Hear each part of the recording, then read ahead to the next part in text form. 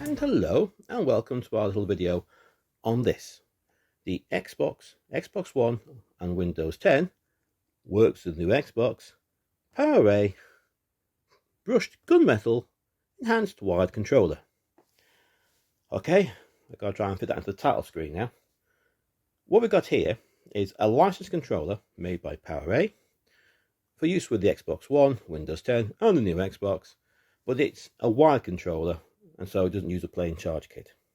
It does use a lead, which you can use with the plain charge kit, so you can actually use it to power up the plain charge kit in the official controller. Up there, that little port thing, which you can't really see because it's black. There you go. Move that out of the way. Actually, you can sort of, before you open the box, gauge size-wise, it's pretty much the same.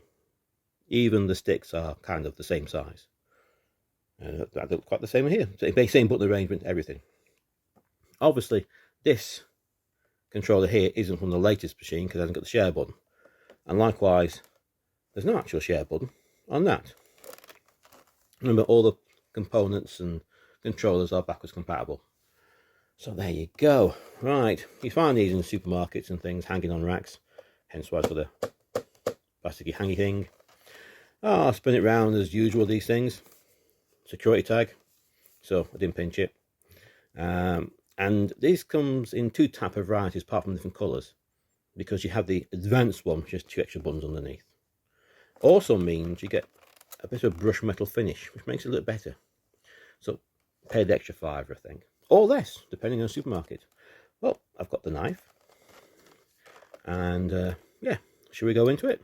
I think so. And hello, and this is now Neil from the future, or the present as it may be, and I've been spending some time with this, which you just saw being unboxed, which is a little while ago now. Well, it was for me. For you, it was merely seconds. So I can give you a sort of feedback, a feeling, my opinions. I won't say a review, it's more, what do I think of it? Right, well, let's start off with what the box says. It tells you it is the advanced wired controller. Now, forgetting what the advanced bit's for, it's a controller. Oh, it's got the Xbox logos on because it's officially licensed. That's always a good thing. Always get stuff with that on it. Now then, is it any good? Well, actually, I'm quite happy with it. It's a nice controller. Feels well on the hand. Feels quite well in the hand, actually. Build quality is very good. My only complaint is, well, I put my hands around it, you can't feel any raised or ill-fitting surfaces except for a little bit of plastic there, which I think is just a bit excess on the mould. Everything works, positive. Maybe a touch noisy. It really doesn't sort of intrude when you're playing anything, to be honest. Maybe the stick buttons are a bit noisier. That's the noisiest thing of all. It does all the controls that, well, a standard Xbox controller would do. Reaches for the one. That's further than I expected. There we go, bit of a size comparison going on there. Oh yes, we'll come back to that. These are the thumbstick covers I'm using, and I've also put some thumbstick covers on that. If you're going to buy any accessory for your Xbox or any game controller, thumbstick covers, they're not just a fad, they're actually useful. Saves wear and tear. Anyway, put that away. There you go. Feels alright, buttons are responsive. Yeah. But there are some downsides. Well, some things, not downsides, observations, things you need to know about that most reviews will skirt over. But first off, this is a wired controller, which isn't a problem, to be honest. It's got a cable on it, means, well, it's always plugged in. And for one thing, when your machine's left on standby, it doesn't shut down the controller because the controller is plugged in. So that's quite a good thing. One thing to mention though, is I'll pull this out, is the wire is disconnectable. And it was micro USB like things. And you think, great, I can use that to power up or recharge my conventional controller. And yes, it does fit in. There we go. I just felt the rumble, so it's taken a charge and it's turned the thing on as well, as it does. So far so good. It does what it's meant to do, and it's quite handy in that regard. Now then, this thing will now not work because there's nothing plugged into it. So all I do is plug it back in. Oh, by the way, that means there's no batteries in this, so it does feel a lot lighter. Now, the actual conventional charging cable, now this is the actual Microsoft one for the plain charge kit, right, will not go in here. Hard to make out, but there's a little extra bit of plastic there, which on their cable, trying not to get too confused, this is that one, you see there's a groove, a little groove there. Now, you may think, well, that's to stop you putting in the wrong way up, which is commendable. We've all been there, especially with USB devices. So you can only put it in the one way up, and it is a nice solid fit. But let's turn that on. Oh, the other sound on another Xbox. Yes, I have two. Yes, I have two. Moving on. But if you take the plain charge cable, that won't go in there because it doesn't have the groove, and it's actually slightly too big for the socket anyway. So if you're thinking of using, well, essentially, if you were to misplace, I just dropped it, the supply cable, there we go with the groove, look off it, you've got a bit of a problem, because only that fits into here. See, lights come on again. Oh well, you could get round it by sort of chipping out that little bit of plastic possibly, but as you can see then, the plain charge cable is just too fat to go in anyway. So that's the first thing to bear in mind. Now, as a controller, it's fine and dandy. Now, this is the enhanced one, which means it's got two extra buttons on the bottom here, that one, which you can program using that button there. So what you do is you hold that button there down for a few seconds, and the power light will start to flash. You then select what you want it to be. So let's say I want it to be an X. Oh, I was a bit too slow. Try again. Start it flashing. Hit there. Ooh, then I choose which one I wanted. Then I chose that one there.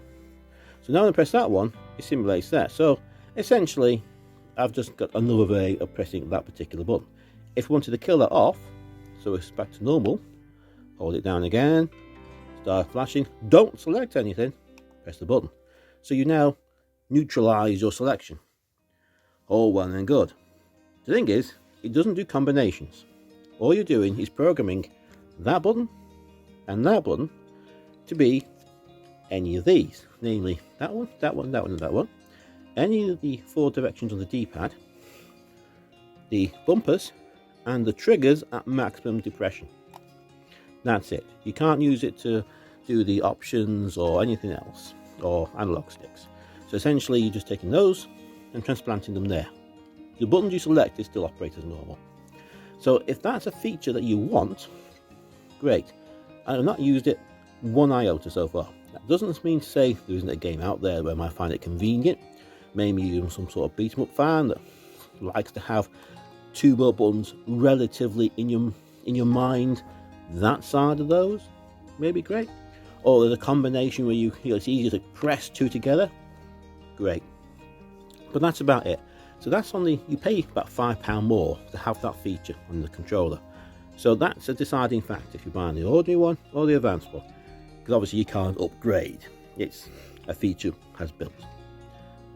That leads me to another couple of things. It's a controller. Therefore, you use it to control games. But the controller does more than that now. Okay? Because you have things like that. Yes, a Chatpad. Now, this is the Chatpad for the Xbox One. A lot of people have difficulty putting this on, and I can say yes, you will have difficulty putting it on the first time, especially because this tongy thing here, unlike say, digressing here, here's the 360 pad, okay, and here's the 360 Chatpad. That one plugged in the bottom is a fun thing to do. Bit of a awkward fit, to be honest. It will go on, he says, because you have to lift it so it fits into the screw holes. There we go. And that's how that one went on. On this, something slightly different.